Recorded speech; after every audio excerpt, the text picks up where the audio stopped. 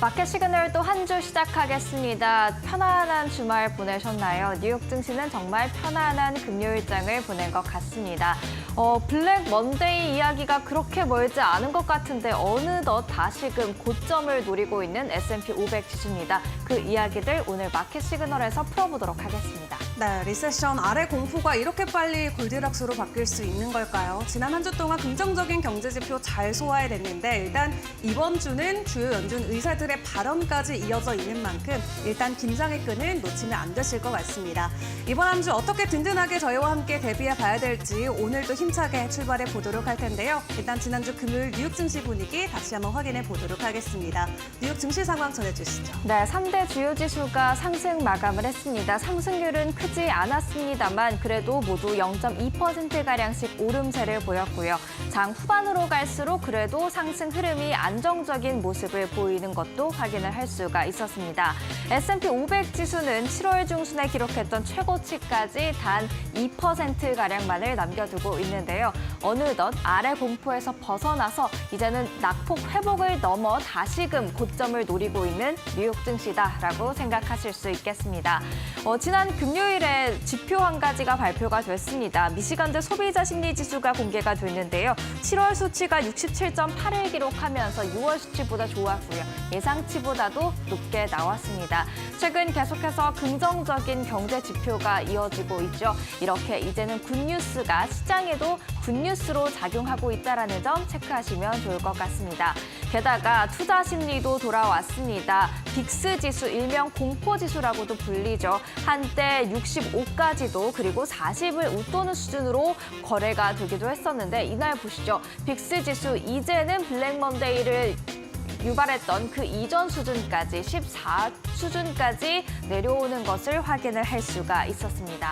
그렇다 보니 전체적인 시장 분위기도 같이 확인을 해보시면요. 급락한 종목은 눈에 띄지 않았습니다. 상승, 초록색이 더 많이 보이는 시장이었다라고 할 수가 있겠는데요. M7 가운데 조금 엇갈리는 모습들 나오기는 했습니다. 마이크로소프트 그리고 메타가 하방 압력을 받았죠. 반면 애플, 엔비디아, 구글, 알파벳 오름세를 보였고요. 아마존 0.3% 약보 합세였지만 테슬라는 0.93%또 강세를 보이는 이런 흐름들 확인을 해볼 수가 있었습니다. 특히 금요일장에서 섹터별로는 금융 섹터가 제일 잘 나가는데요. 침체 우려를 벗어나면서 금융 쪽에도 좀 활기가 돌고 있다라고 생각을 할 수가 있겠습니다. 그렇다면 특징주를 통해서 대형주를 시작으로 조금 더 자세하게 들어가 보겠습니다. 애플 0.6%가량 올랐습니다. 이날 시장에는 매도를 해야 하는 4가지 이유라는 글이 올라와 있었는데 이런 보도가 많았음에도 불구하고 일단 애플의 주가 상승 반전하는 모습들 계속해서 보여주고 있습니다. 버핏이 애플의 지분을 대거 매도했다라는 소식 이후 좀 하방 압력을 받았었는데 계속해서 회복을 해 나가고 있는 애플이죠. 엔비디아도 1.4% 올랐습니다. 엔비디아에 대해서는 AI 투자가 그래도 계속해서 이어질 것이다라는 긍정적인 이야기들 나오고 있죠. 또 현지 시간 8월 28일 날 실적을 앞두고 있는 만큼 긍정적인 분위기 기대해 볼 수 있을 것 같습니다. 또한 테슬라 0.92% 강세로 마감을 했는데요. 이날 시장에서는 애플과 마찬가지로 조금은 부정적인 보도들이 있었습니다. 게다가 번스타인이 매도 의견을 제시를 하면서 좀 주가에 악재로 작용하지 않을까라는 생각이 들었는데 일단 상승으로 반응을 했고요. 이번 주 그래도 테슬라의 주가를 지켜보셔야 될 것 같은 건 매도 의견에 더해서 지금 포르투갈에서 테슬라 차량에서 시작된 불로 200여 대가 이렇게 전소되는 사건이 나타났습니다. 국내에서도 전기차에 대한 투자 심리가 조금은 불안한데 이 테슬라발 화재가 맞는 것으로 확인이 된다면 테슬라에는 또 다른 악재가 될 수도 있을 것 같습니다. 게다가 구글, 알파벳도 한 번은 체크를 해보셔야 될 것 같은데요. 이날 투자 의견이 한 가지가 나왔습니다. 일단 사건을 조금은 설명을 해드리자면 미 법무부가 반독점 소송에서 패소한 구글에 대해서 기업 해체 가능성을 검토하고 있다라는 소식이 들렸는데요. 미즈호 증권이 만약에 기업이 해체가 된다면 주가 30% 폭락할 수 있다라는 의견을 제시했습니다. 현 수준에서 30% 폭락이라고 한다면 정말 큰 폭락이기 때문에 구글, 알파벳 지켜보셔야 될 것 같은데요. 다만 미즈호 증권 또 다른 의견을 제시한 게 2001년 마이크로소프트의 전철을 밟을 가능성이 높다라고 했습니다. 마이크로소프트도 당시에 기업 해체 가능성이 검토되기는 했었지만 항소를 하면서 기업 해체에서 좀 벗어난 바가 있거든요. 그런 관련된 움직임들 계속해서 구글, 알파벳에 대한 뉴스는 체크를 해보셔야 될 것 같습니다. 또한 금요일장에서 목요일장의 상승 모멘텀이 이어받은 기업들도 있습니다. 월마트가 되겠죠. 호실적의 가이던스 상향하면서 목요일장에서 크게 올랐었는데 금요일에도 0.65% 강세로 마감했고요. 스타벅스 신임 CEO가 온다라는 소식에 강세, 급등세를 보였었죠. 금요일장에서도 0.53% 강세로 마감했습니다. 울타뷰티는 버핏의 버크셔 서웨이가 지분을 신규 투자했다라는 이유로 또 목요일장에서 급등세를 보였었는데 금요일장에서도 3% 넘게 올랐습니다. 지금 월가에서는 이 버크셔의 울타뷰티 투자가 전형적인 가치 투자다라는 이야기 나오고 있으니까요. 이 부분 참고하시면 좋을 것 같습니다. 그러면 국채금리 이어서 확인을 해볼까요? 국채금리 하락세로 반응을 했습니다. 10년물이 3.883%로 2년물이 4.054%로 내려오는 모습들이었는데요. 이번 주 잭슨홀 미팅에서 제롬 파월 미 연준 의장이 어떤 이야기를 하는지 금리에 대한 어떤 신호를 주는지에 따라서 국채금리 또다시 움직일 수가 있겠습니다. 마지막으로 국제 유가와 국제 금값도 체크를 해보겠습니다. WTI가 1.93% 하락하면서 배럴당 76달러 선까지 내려오는 모습이었는데요. 가자지구 휴전 논의에 지금 하락세로 반응한 것으로 보여집니다. 휴전 논의 오는 21일에 장소를 바꿔서 다시 시작될 예정이라고 하는데요. 지난 10개월 동안 이어졌던 전쟁이 이번에는 휴전을 맞이할 수 있을지 체크를 해보면서 유가 향방 같이 챙겨보셔야겠습니다. 국제 금값은 1.82%를 오름세를 기록을 했습니다. 사상 최고치를 기록을 했는데요. 금리 인하 기대감이 시장에 워낙 강하게 반영이 돼 있다 보니 약달러 그리고 추가적인 금리 인하 기대감에 기울면서 금값은 상승한 것으로 보여지고 있습니다. 이렇게 금요일장 간략하게 정리를 해봤고요. 이어서 뉴욕의 현지의 생생한 목소리 들어보도록 하겠습니다. 김상윤 이데일리 뉴욕 특파원 전화로 연결돼 있습니다. 안녕하세요. 네, 김상윤 뉴욕 특파원입니다. 네, 블랙먼데이를 저희가 이야기했던 게 정말 오래지 않은 것 같은데 어느덧 다시 고점을 바라보고 있는 뉴욕 증시입니다. 안도 랠리가 계속해서 이어지는 분위기인 건가요? 네, 미국의 경기 침체가 과장됐다는 평가가 주를 이으면서 한동안 급락했던 증시는 4주 연속 하락세를 멈추고 거의 회복했습니다.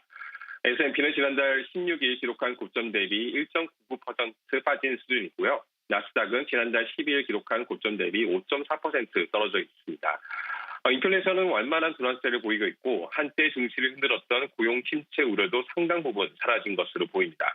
이에 따라 자칫 경기 침체로 인해 빠른 금리 인하가 이루어질 경우 고착화한 인플레이션을 잡는 연준의 정책을 방해할 것이라는 우려를 완화시킨 것으로 보입니다.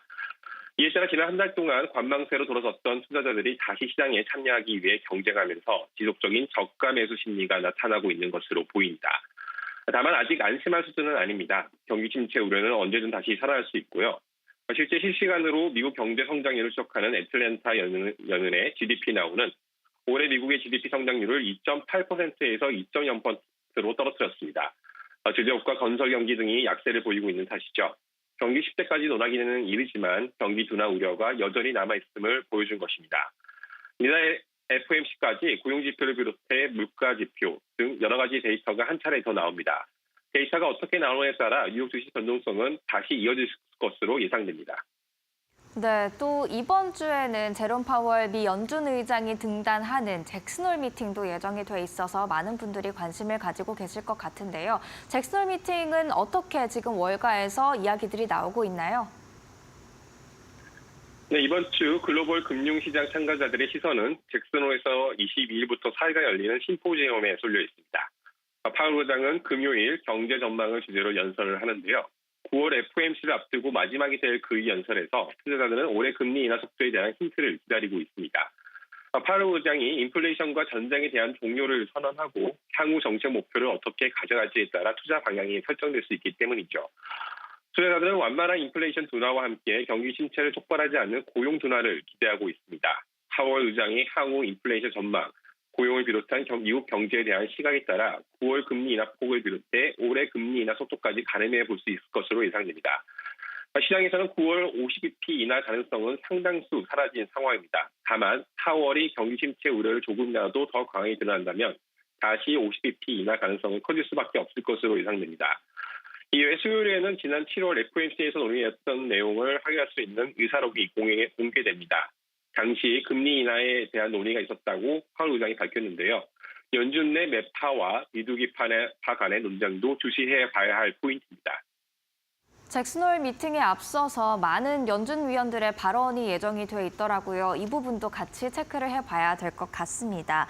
자, 이제 그리고 미국 대선이 2달 조금 더 남았습니다. 굉장히 치열한 접전을 벌이고 있는 것 같은데 이번 주면 민주당의 전당대회도 마무리가 될 예정이고요. 또 미 대권 주자들이 경제 정책을 하나 둘씩 내놓고 있는 것 같은데 증시에는 또 어떤 영향을 미칠까요?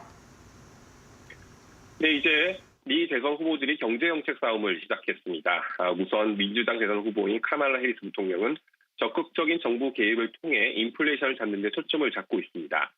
해리스 경제정책은 바이든의 의제와 대체로 유사하지만 가격을 정부가 직접 통제한다는 점에서 보다 좌클릭했다는 평가를 받고 있습니다.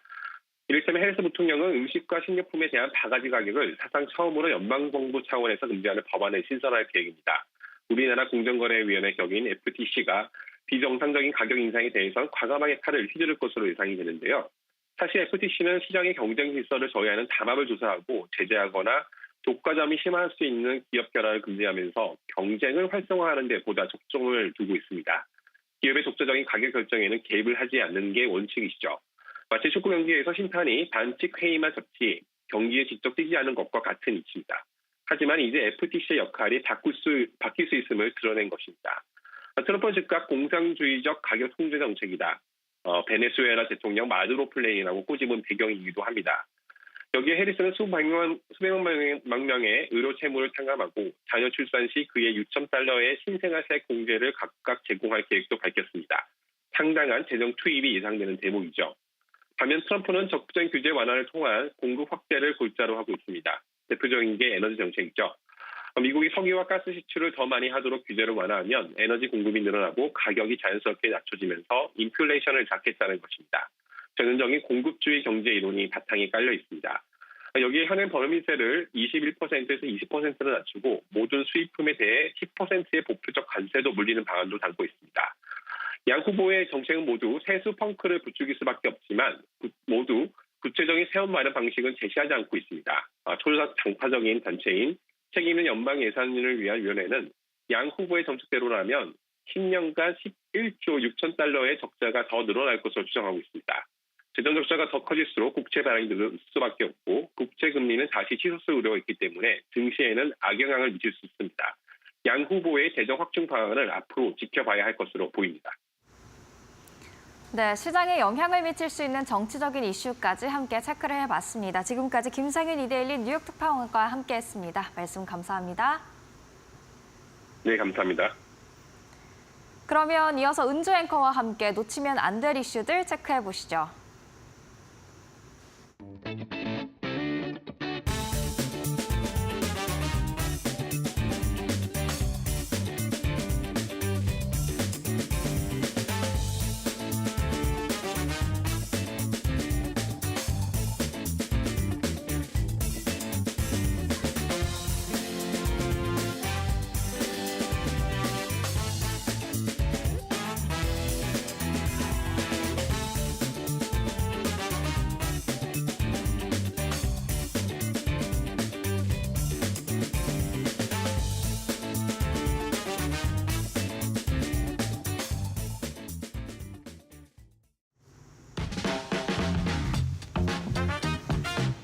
한 주간 있었던 주요 외신 헤드라인 함께 확인해보는 머스노 5 시간입니다. 지난 한 주 동안 뉴욕 증시 분위기 상당히 긍정적인 랠리를 이어갔었죠. 올해 최고의 주간을 찍었다라는 지표도 함께 확인이 됐는데 경제 연착륙에 대한 자신감까지 함께 키워가는 한 주를 보냈던 것 같습니다. 주간 기준 상승률로 놓고 봤을 때 나스닥 지수는 지난 한 주 동안 5.29% 오름폭을 보였고요. S&P 지수 같은 경우는 3.93% 오르면서 작년 11월 이후 가장 높은 수치를 보여주기도 했습니다. 주요 주가 지수가 앞서 한 달여간의 약세를 털어버린 것은 미국의 경제가 이제 연착륙 시나리오로 가고 있다라는 기대감이 강해졌기 때문인데요. 지난주에 공개됐던 7월의 미국 생산자 물가지수, 소비자 물가지수, 또 여기에 소매 판매 지표까지 미국의 소비력은 여전히 견고한데 인플레이션은 되려 떨어지고 있다라는 시그널이 나오면서 시장에서는 모두 긍정적으로 소화를 해주기도 했습니다. 시장은 공개된 지표를 통해서 연준이 큰 부담 없이 통화정책 완화 사이클로 진입할 것이다라고 예측을 하고 있는데 또 여기 증시에 더 힘을 덧대준 것은 바로 실적 발표가 될 것 같습니다. 지금까지 S&P 500에 속한 기업들의 93%가 2분기의 실적 발표를 완료했는데 그중 78% 이상이 시장의 예상치를 웃돌았다라고 하고요. 이번 주가 마지막 어닝 시즌이 되겠습니다. 이번 한 주의 실적도 주목해 보시면서 긍정적인 상승 랠리가 이어질지 함께 지켜보시죠. 이렇게 글로벌 증시가 지난주 세계 최대 경제국인 미국의 리세션 공포에서 탈출해서 안도의 한숨을 내셨는데 중요한 건 실적 발표뿐만 아니라 이번 주에 있을 잭슨홀 미팅이 될 것 같습니다. 금리 인하에 대한 힌트가 과연 나올 수 있을지 이번 주에 열리는 잭슨홀 미팅에 글로벌 증시가 모두 주목을 하고 있는 모습인데요. 잭슨홀 미팅은 오는 22일부터 사흘간 열릴 예정입니다. 연준 의장과 지역 연은 총재 그리고 세계 중앙은행 관계자들이 한 자리에 모이고요. 여기서 파월 의장 같은 경우는 23일 경제 전망을 주제로 연설을 이어갈 예정입니다. 금리 인하 자체에 대한 논의가 무르익고 있는 가운데 파월 의장이 돌아오는 9월 FOMC 회의에 대해서 어떤 의견을 가지고 있는지 힌트가 나올 수 있는지가 관건이 될 것 같고요. 전문가들은 신중한 파월 의장의 소통 방식을 고려하면 파월 의장이 아직 시일이 남아있는 9월 FOMC 결정에 대해서 확정적인 발언을 내지는 않을 수도 있다라고 전망을 하고 있습니다. 하지만 일각에서는 파월 의장이 최근 둔화하고 있는 노동시장에 대해서 강조할 수도 있다라고 예측했고요. 파월 의장이 고용시장을 지키겠다는 강한 의지를 피력할 경우 연준이 9월에 0.5%포인트의 빅컷 금리 인하를 단행할 수 있다는 기대감도 커지고 있습니다. 현재 시카고 상품거래소 패드워치에 따르면 시장은 연준이 9월 금리 인하를 0.25%포인트 인하할 가능성을 75% 이상으로 내다보고 있는데요. 이달 초에 예상보다 높은 실업률에 침체 우려가 부각되면서 80%까지 치솟았던 빅컷 전망은 지난주 금요일 기준으로 25%까지 내려간 상황입니다. 다만 시장이 이미 연말까지 연준의 대폭 금리 인하를 선반영하고 있다라는 점은 염두해 두셔야 될 것 같은데 이 소문에 팔고 소문에 사고 뉴스에 팔아라라는 월가의 표현처럼 파월 의장 발언 이후 오히려 불확실성이 해소되면 시장의 매도세가 몰릴 수도 있다라는 전망도 동시에 제기가 되고 있습니다. 이번 주에 열리는 잭슨홀 미팅도 저희와 함께 꼼꼼하게 챙겨보시면 좋을 것 같고요. 주말 사이 테슬라와 관련된 소식들이 전해졌습니다. 부정적인 이슈로 전해졌는데 하나하나 또 확인을 해보도록 하겠습니다. 최근 인천에서 전기차 화재로 큰 피해가 발생한 가운데 이번 주말에는 포르투갈에서 전기차로 인한 대형 화재가 발생하면서 전기차 포비아가 글로벌적으로 확산되어 가고 있는 모습입니다. 주말 사이 포르투갈 리스본의 움베르토 델가도 국제공항의 한 렌터카 주차장에서 불이 나서 자동차 200여 대가 전소됐다라고 하는데요. 다행히 다친 사람은 없는 것으로 보고되긴 했습니다. 다만 중요한 건 이번 화재의 시작이 테슬라 차량에서 시작됐다라는 게 될 것 같은데 세부 사항은 현재 경찰이 아직까지 수사 중인 것으로 확인되고 있고요. 이번 화재로 소방관 140명 이상이 출동해서 진화 작업을 벌였고 자동차 연료 등의 인화성 물질이 많아서 진화에 큰 어려움이 있었던 것으로 전해지고 있습니다. 이런 화재 자체도 테슬라에게는 상당히 부담으로 작용될 수 있는 이슈인데 또 주말 사이 확인된 유럽에서의 테슬라 판매 실적이 20% 가까이 감소한 것으로 나타났습니다. 테슬라 전기차 모델의 노후화에 더해서 자사 브랜드에 대한 부정적 여론이 영향을 미친 것이라는 관측이 나오고 있고요. 올해 1월에서 7월 유럽 15개국에서 테슬라의 신규 누적 등록 대수는 14만 7천 대로 집계되면서 전년 대비 17% 급감한 것으로 확인됐습니다. 등록 대수로 치면은 3만 대 이상이 전년 대비해서 줄어든 것으로 보여지고 있는데 지난주 금요일 긍정적으로 테슬라 주가 마무리는 지었습니다만 악재가 두 개가 동시에 겹치면서 오늘 개장하는 뉴욕 증시 상황에서의 테슬라의 움직임 주목을 해보시는 게 좋을 것 같습니다. 그런 가운데 지난 한 주 동안 엔비디아도 가파른 상승을 함께 이어왔었죠. 아직 실적 발표를 하지 않았기 때문에 실적 발표를 앞두고 AI 수요에 힘입어서 주가는 지속적인 상승 흐름을 보여주기도 했습니다. 지난 7일 주가가 폭락하면서 주가가 $100 아래까지도 하락하면서 굉장히 가파른 가격 하락을 보여주기도 했는데 하지만 그 이후에 빠르게 반등에 성공하면서 역대 최고가인 $135 대비해서 8% 낮은 수준까지 가격을 회복해준 모습입니다.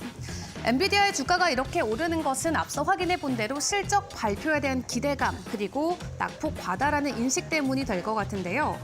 뱅크 오브 아메리카는 엔비디아를 반등이 기대되는 주식으로 꼽은 데 이어서 웨드부시는 IT 기업들의 수익이 견고하고 이들의 AI 지출이 여전하다고 전망하기도 했습니다. 뿐만 아니라 현재 환경이 1999년 IT 버블과 같은 시기가 아니라 95년에 인터넷이 시작된 순간과 비슷하다고 설명했는데요. 베럼즈에 따르면 엔비디아는 이번 실적 발표에서 주당 순이익을 0.64달러, 매출은 286억 달러를 모두 초과해야 모멘텀을 유지할 수 있을 것으로 본다고 전망했습니다.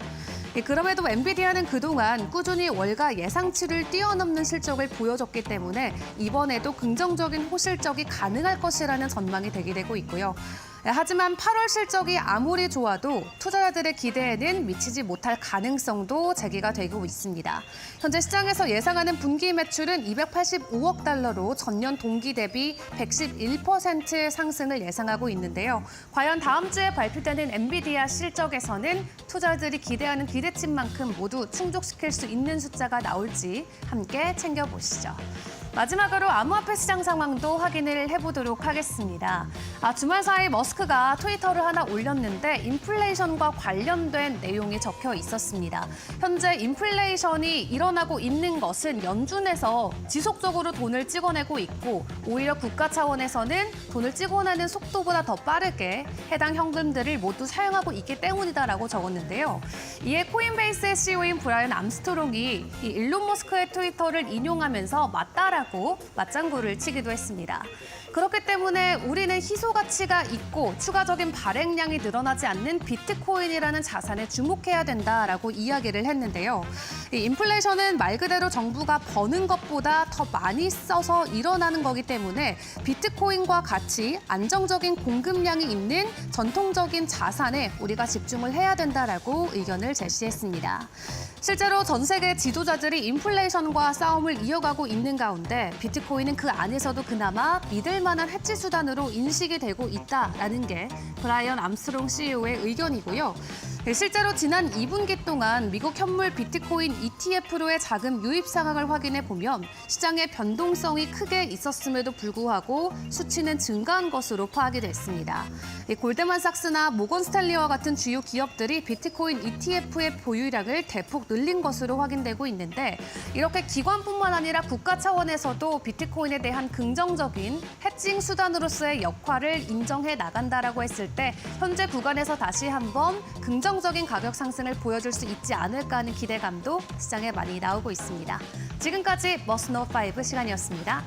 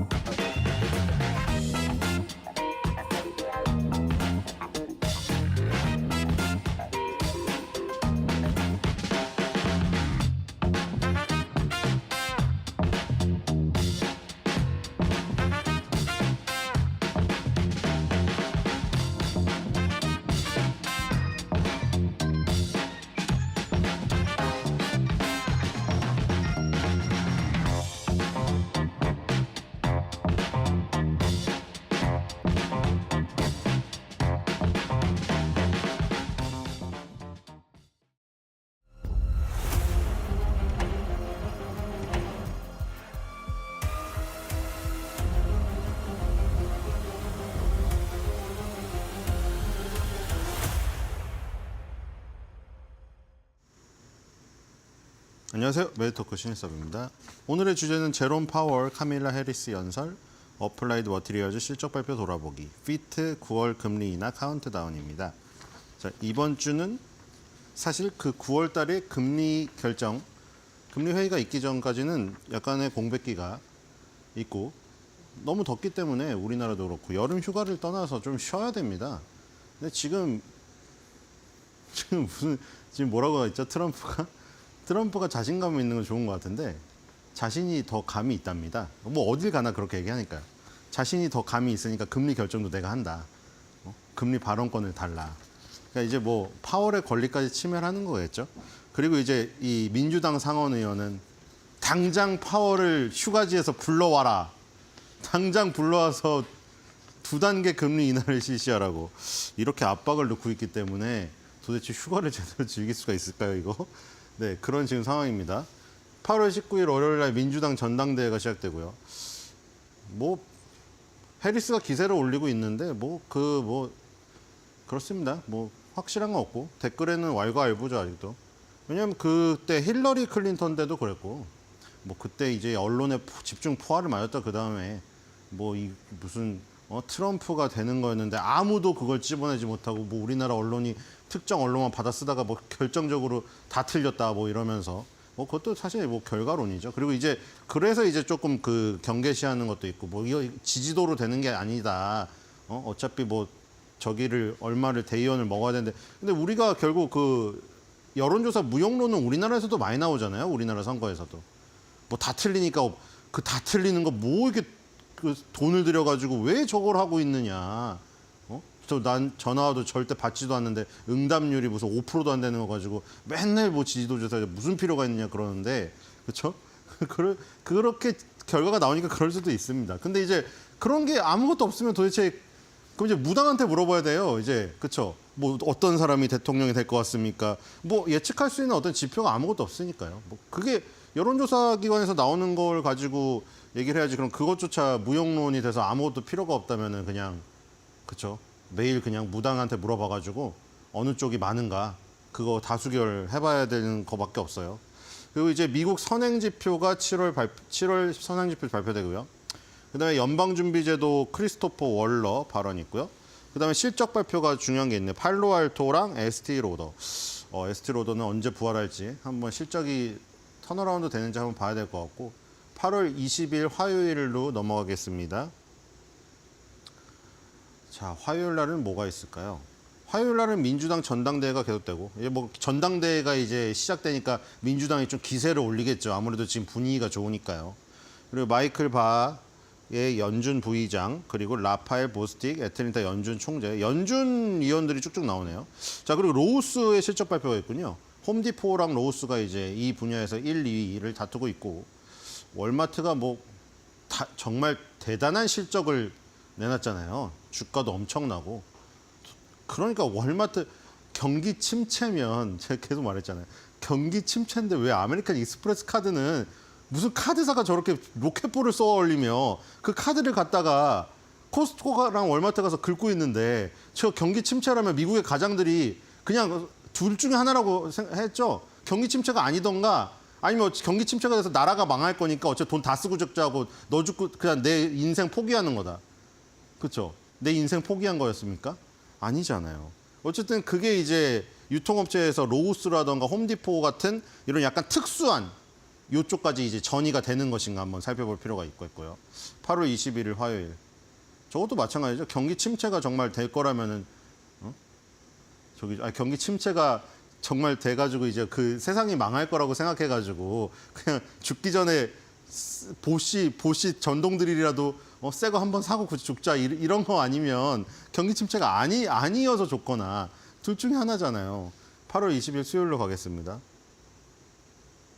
그러니까 기업들의 실적이 계속 받쳐주면 그런 거 뭐 휴가지에서 돌아와서 너 빨리 내려라 이런 거를 사실 저기 할 수 있는 근거가 되죠. 방어할 수 있는. 경기 침체라고 자꾸 우기니까. 민주당 전당대회 또 계속되네요. 민주당 전당대회 계속합니다. 자, FOMC 7월 30일, 31일 회의록 나오고 그다음에 TJX 코스, 타겟, 스노우플레이크, 준비디오, 메이시스, 툴 브라더스. 오, 여기도 소매가 많네요. 그렇죠? 이 메이시스라는 뭐 요즘 백화점 유통 플랫폼이 많이 조금 다운이 되긴 했지만, 그렇죠? 메이시스라는 어떤 고급 백화점이 이제 그런 어떤 플랫폼으로 가치가 좀 떨어지고 있죠. 아무래도 온라인 아마존이라던가 아니면 유튜브 월마트라든가 코스트코 같은 데서 싸게 팔아버리기 때문에. 그래서 어쨌든 메이시스도 그쪽 실적 알아볼 수 있는 그 부분이 될 것 같고요. 준비디오도 뭐 얼마나 살아나나 봐야겠죠. 뭐 이게 코스닥이래요. 코로나 끝나고 나서 완전 주저앉았는데 캐시우드는 또 추가 투자를 했단 말이죠. 물론 요즘에 캐시우드가 투자하는 거에 대해서 또 이제 뭐 약간 비아냥, 그러니까 결과가 나쁘면 다 그럴 수밖에 없어요. 그런 투자들의 투자 뭐 대가라고 불리울 정도로 명성을 얻었으면은 그 반대로 그런 부분도 감수를 해야 되는 것이죠. 어쨌든 준비디오를 그렇게 뭐 미래를 좋게 보고 투자를 했는데 얼마만큼 턴어라운드 할 수 있을지 가늠자가 될 실적이 나옵니다. 8월 20일 목요일 날 뭐 실업수당 청구건수 항상 나오고요. 기존 주택 판매가 나오고, 그리고 S&P 글로벌 플래시 미국 서비스 제조 PMI 나오고요. 민주당 전당대회가 계속되는데 여기서 이제 카밀라 해리스 후보가 발언을 마무리하니까 이게 또 중요하고요. 뭐 이게 또 중요하겠죠. 잭슨홀 경제 심포지엄이 시작됩니다. 인투이트, TD뱅크, 워크데이, 로스스토어 실적 발표가 있네요. 자, 금요일 날 가볼까요? 자, 이게 제일 중요한가요? 파월 연준, 그죠? 파월의 입이라고 자꾸 하니까. 파월 연준 의장 잭슨홀 경제 심포지엄에서 발언이 있습니다. 그리고 아까 전에 기존 주택 판매가 있었고, 새롭게 판매되는 신규 주택 판매가 있을 거고. 이것도 마찬가지죠. 주택이 판매가 계속 된다면 둘 중에 하나잖아요, 또. 정말 경기 침체라면 마지막에 그냥 영끌을 해가지고 내 집 하나 사고 죽는다. 그거 아니면 실제로 주택 판매가 소비자들의 지갑이 많아져가지고 두둑해져서 진짜 산 거 아니면 그죠. 둘 중에 하나잖아요. 뭐 판단은 뭐 여러분들이 하시겠죠. 자, 이제 다음으로 가겠습니다.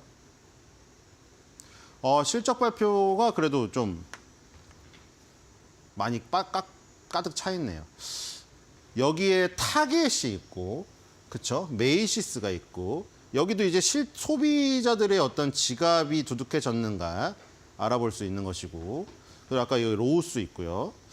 그리고 또 여기 저는 제가 제일 좋아하는, 그때 여기서 설명드렸죠? 그 뒤로 주가 어때요? 좋아요? 그쵸? 제2의 치폴레. 네. 그리고 여기 펠로튼하고 아까 전에 그 준비디오도 있잖아요. 그 대표적으로 옛날에 그 설명드렸죠. 그 피눈물을 흘리는 차트. 그쵸? 펠로튼 인터랙티브랑 준비디오가 대표적으로 코로나 때 수혜주였잖아요. 그 뒤로 완전 피눈물을 흘리는 차트가 나와버렸는데, 야, 여기서 이제 그 장기적인 원래의 그 성장성으로 올라갈 수 있는 부분이 있는가. 준비디오 커뮤니케이션과 펠로튼이 연속으로 나옵니다. 피눈물 흘렸던 두 형제. 그리고 여기 시놉시스. 그때 시놉시스도 설명드렸죠. 아주 좋은, 저기 영화나 이런 데서 시놉시스 그거랑 똑같다고 얘기 드렸고요. 그래서 네, 이렇게 있습니다. 예, 어쨌든 이번 주에도 괜찮은 실적, 중요한 기업들의 실적이 꽤 많이 있으니까 살펴보시기 바라고요. 다음으로 가겠습니다. 자, 저번 주에 나온 것 중에 어플라이드 머티리얼즈 실적을 한번 보겠습니다.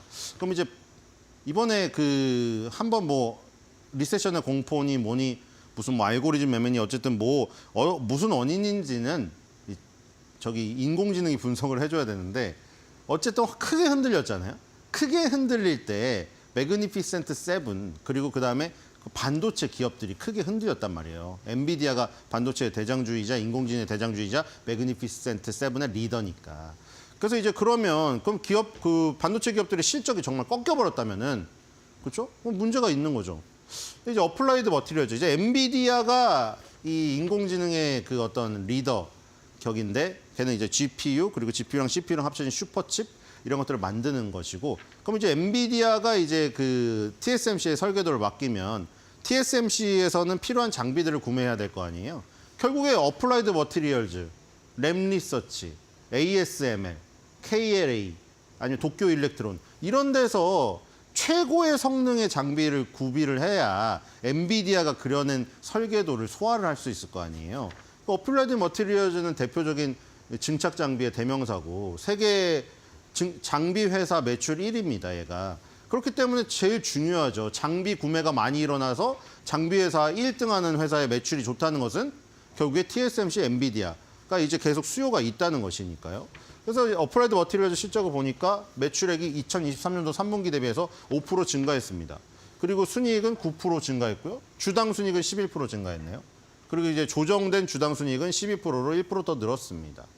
그럼 어플라이드 머티리얼즈는 세계 1위 매출의 장비 회사이자 증착 장비 1등인데 이 회사의 매출액이 작년 동기 대비해서 순이익 매출액이 전부 증가하는 굉장히 좋은 모습을 보였다는 거. 그렇죠? 의미가 있고요. 그다음에 여기 지금 세미컨덕터 시스템이라고 이쪽이 72.9 거의 80%고 여기가 이제 글로벌 서비스 부분이 23.4입니다. 그래서 여기가 이제 그냥 세계 미국을 빼고 나머지를 얘기하는 거겠죠. 그리고 여기 같은 경우에는 여기 같은 경우가 이제 증착 장비가 많이 포함되어 있는 겁니다. 어쨌든 이 부분이 다 늘어 있죠. 증착 장비 부분이 5%, 글로벌 8%, 나머지 디스플레이 부분도 7% 늘었습니다. 골고루 다 늘었고요. 제일 많이 는 데를 봤더니 여기 중국이 차이나가 32%가 늘었습니다. 그래서 지금 이 어플라이드 머티리얼즈뿐만 아니라 장비 회사들이 중국 비중이 높아서 이 중국을 완전히 그 반도체를 최신 반도체를 못 만들게 해야 되니까 구형 반도체를 막 저기 중고 시장에서 사고 있잖아요. 그러니까 어플라이드 머티리얼도 사실 이 중국 부분을 누르는 거에 대한 부담감이 있었는데 중국이 32% 급성장 해버렸네요. 그리고 미국하고 코리아, 대만 16, 17% 다 골고루 성장했습니다. 재팬하고 유럽만 좀 한 자릿수고요. 어쨌든 모든 지역이 다 성장을 했네요. 아주 좋은 그 성과였고요. 다음으로 가겠습니다. 자, 그래서 다 서프라이즈입니다. 매출액이 6.68 빌리언 달러 예상됐는데 6.78 빌리언 달러 나와서 1.52% 넘었고 4분기 연속 매출 서프라이즈가 나왔습니다. 그리고 이 순이익도 보죠. 영업이익도 보죠. 영업이익도 4분기 연속 서프라이즈입니다. 주당 2.03달러 예상됐는데 실제치가 2.12달러 나와서 4.57% 서프라이즈가 나왔네요. 4분기 연속 매출 영업이 다 서프라이즈. 자, 247.72, 19.15만 오르면 지금 도달되게 됩니다. 목표가가 280달러까지 나오고 있고요. 이 의견을 보겠습니다. 의견은 모더레이터 바이로 예상됩니다. 자, 다음으로 가겠습니다. 모더레이터 바이죠. 의견이 14바이에 6홀드로 되어 있습니다. 자, 차트를 보겠습니다. 네, 그 일봉에서는 약간 이 확산, 여기도 그어놨죠? 고점 추세선과 저점 추세선을 이었을 때 이 파동이 확산되는 거. 이렇게 되면 힘이 분산됩니다. 여러분들도 몸을 웅크리면 어때요? 힘이 응축되죠. 몸을 피면요. 약점도 많아지고 힘이 분산됩니다. 똑같아요. 파동이 이렇게 벌어지면 힘이 분산됩니다. 일봉에서는 굉장히 어지럽고 에너지가 지금 분산되는 상태라는 겁니다. 그래서 지금 여기 보면 하락갭이 2번이나 나왔어요. 여기가 바로 저기죠.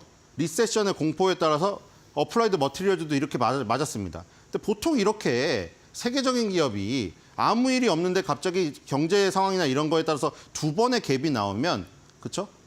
일봉상에서도 거의 이제 바닥이 한번 나오는 것이고, 일단 단기적으로 이런 게 만약 주봉월봉에서 나오면 그건 정말 어떤 크리티컬한 경제적인 상황이 있는 거예요. 서브프라임이나 이럴 때. 그럼 거의 진바닥이 나오죠. 일단 일봉에서 이제 바닥을 찍고 원갭은 메운 상태고요. 주봉월봉을 보겠습니다. 네, 여기 주봉에서 50주선에서 일단 이 지지가 된 부분, 중요한 부분이죠. 50주선에서 2023년도에 뚫으면서 상승을 시작해서요. 여기서 지금 지지를 받았습니다. 아직 안 뚫렸어요. 50주선. 중요합니다. 월봉으로 가겠습니다. 네, 월봉도 마찬가지죠. 50개월 선이 지금 아직 여유가 있는 상태에서 여기서 지금 밑꼬리를 달고 길게 올렸습니다. 이 부분이 만약에 개인들의 이 지금 매물을 받아 먹은 거라면은 이게 아주 건강한 이격 조정이 됩니다. 여기 2022년도 고점이 있죠. 2022년도 고점이 지금 저점으로 작용하고 있습니다. 그래서 정말 건강한 조정일 가능성이 있다. 이격을 줄이는. 아주 차트가 오히려 예쁘게 되었습니다. 자, 오늘 한 줄 매도표입니다. 자, 잭슨홀 미팅하니까 약간 이런 홀 같은 느낌이 나잖아요. 아닙니다. 잭슨홀은 지명입니다. 잭슨홀은 아주 캔자스시티의 시골에 있는 골짜기 깊은 숨어있는 요새입니다.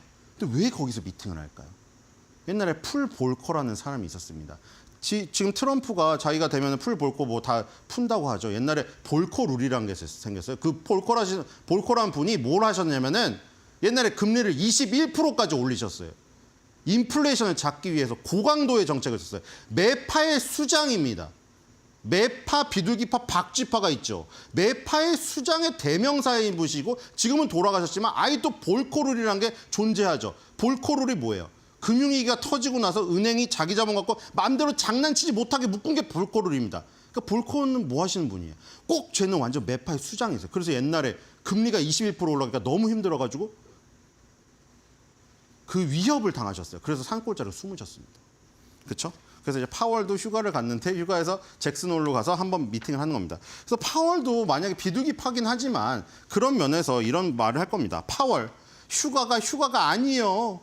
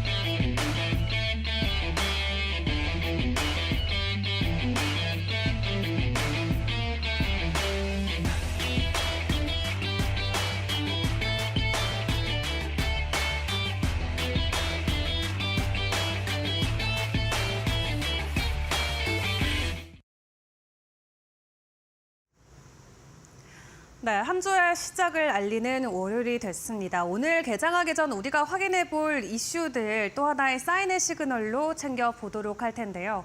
일단 지난 한 주 동안 굉장히 긍정적이었던 글로벌 증시 분위기를 생각을 해봤을 때 이번 주도 과연 이어질 수 있을까에 대한 부분을 함께 고민해 보시면 좋을 것 같습니다. 지난 한 주에 긍정적이었던 여러 가지 요소들이 있었는데요. 아무래도 긍정적이었던 경제 지표와 또 호실적에 힘입어서 전반적으로 다시 시장이 자신감을 얻어갔던 한 주를 보냈던 것 같습니다. 말 그대로 리세션인 아래 공포에서 안도의 한숨으로 정말 갑자기 시장의 분위기가 급격하게 변하는 모습을 확인을 했는데 일단 지난주에 나왔던 미국의 소비자 물가가 2.9% 기록을 했었죠. 3년 4개월 만에 최저치까지 내려간 모습이었고요.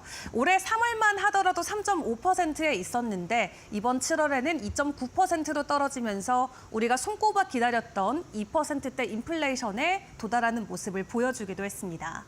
그리고 소매 판매 같은 경우도 전월 대비 1% 상승하면서 예상치였던 0.4%를 웃도는 모습이 나왔는데 인플레가 잡혀가고는 있지만 그래도 고금리, 고인플레 상황이 지속돼서 소매 판매 부분에서 어느 정도 부정적인 부분들이 확인되지 않을까 하는 우려감도 있었습니다.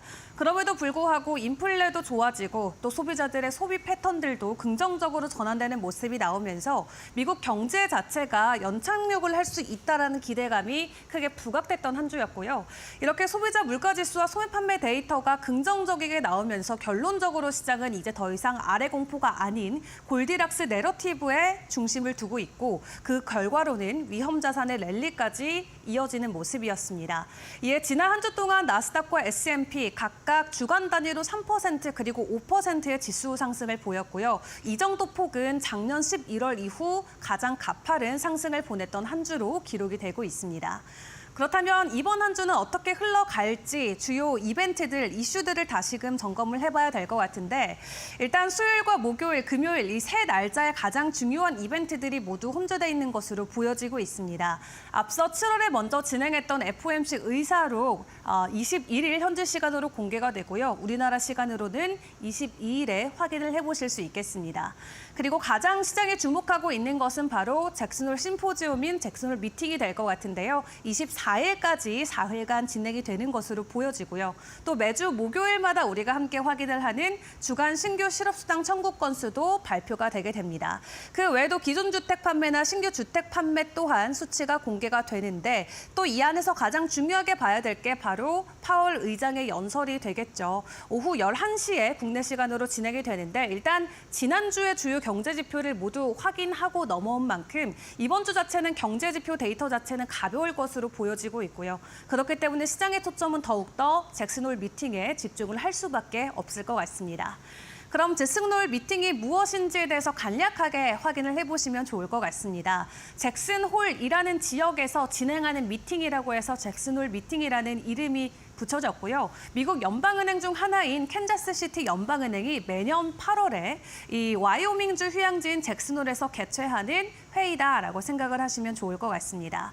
제롬 파월 미 연준 의장을 비롯해서 전 세계 주요 40개국의 중앙은행 총재, 재무장관이나 경제학자들이 모여서 향후 통화 정책에 대해서 논의를 하는 자리고요.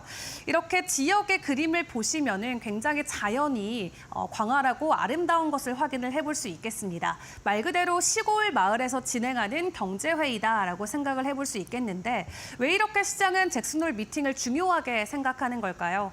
주요 중앙은행 총재들의 발언이 있기 때문에 시장을 파급력을 주는 부분이 가장 중요한 부분이 될 것 같은데 실제 과거 사례들을 놓고 보더라도 이 잭슨홀 미팅의 중요도를 체감을 해볼 수 있겠습니다. 과거 2005년에 라구람 란자 인도 중앙은행 총재가 이 서브프라임 모기지 흐름이 지나치게 증가했기 때문에 위기에 처할 수 있다라고 발언을 했고 실제 2008년에는 이 금융위기로 이어진 바 있었습니다.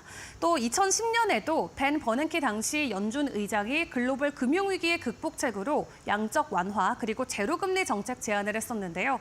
해당 발언 덕분에 경제 불황의 극복에 일조를 했다라는 평가를 지금도 받고 있습니다. 한마디로 잭슨홀 미팅은 향후 통화 정책 방향을 가늠할 수 있는 바로미터 역할을 하고 있다라고 생각해 볼 수 있겠고요. 앞서 일정을 통해서 짚어드렸던 대로 22일에서 24일까지 진행이 되고 한국 시간으로 23일 밤 11시에는 파월 연준 의장의 연설이 준비가 돼 있습니다. 그럼 시장의 전문가들은 이번에 열리는 잭슨홀 미팅을 놓고 어떤 의견들을 내놓고 있을지 하나하나 점검을 해보도록 할 텐데요. 일단 긍정적으로 이 기준금리 인하에 대해서 목소리를 내왔던 오스탄 굴스비 시카고 연은 총재 같은 경우는 현재 금리는 매우 제한적인 수준이다라고 평가를 했습니다. 금리 인하 시점 자체에 대해서는 언급하진 않았지만 지금 금리를 낮출 필요성은 있다라는 부분에서는 시사를 한 것으로 보여지고 있고요. 뱅크 오브 아메리카 같은 경우에는 7월의 소비자 물가지수 그리고 소매 판매 지표로 인해서 시장의 우려는 해소가 됐다. 그렇기 때문에 현재 25bp 인하가 가능할 것으로 보여진다라고 무게를 실었습니다. 골드만삭스 쪽 의견을 보면은 다음 일자리 보고서에서 또 다른 하방 위험이 있다라고 하기 때문에 올해 남은 회의에서 연준이 25bp씩 3번씩 인하를 단행할 것이다라고 예측하고 있고요.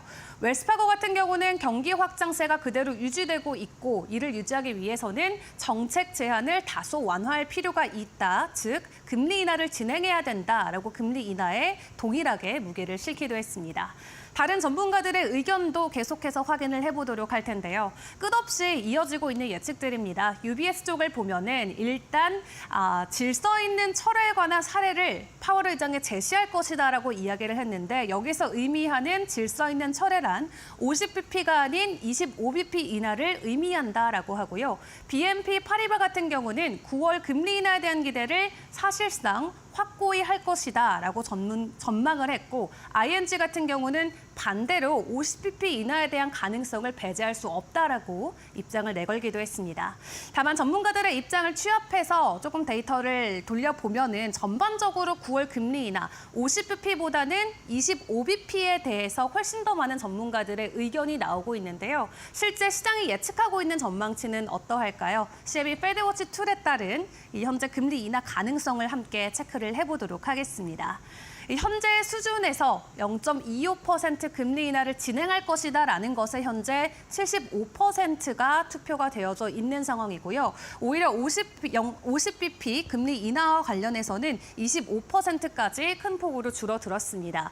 이 블랙 먼데이가 연출됐던 지지난주를 생각해 봤을 때 50bp 금리 인하 가능성의 수치는 80%까지 올라와 있었던 상황인데 지난주에 발표됐던 긍정적인 미국의 경제 지표에 힘입어서 일단은 B컷이 아닌 0.25%의 금리 인하의 가능성에 시장은 크게 무게를 두고 있는 것 같습니다. 일단 이번 주 잭슨홀 미팅을 통해서 확실하게 좀 시그널을 받아올 수 있을 것으로 기대가 나오고 있는데요. 이번 금요일까지 주요 지표들 그리고 연준 총장, 이 은행 총재들의 발언까지 함께 꼼꼼히 챙겨보시는 게 중요할 것 같습니다. 지금까지 사인이었습니다.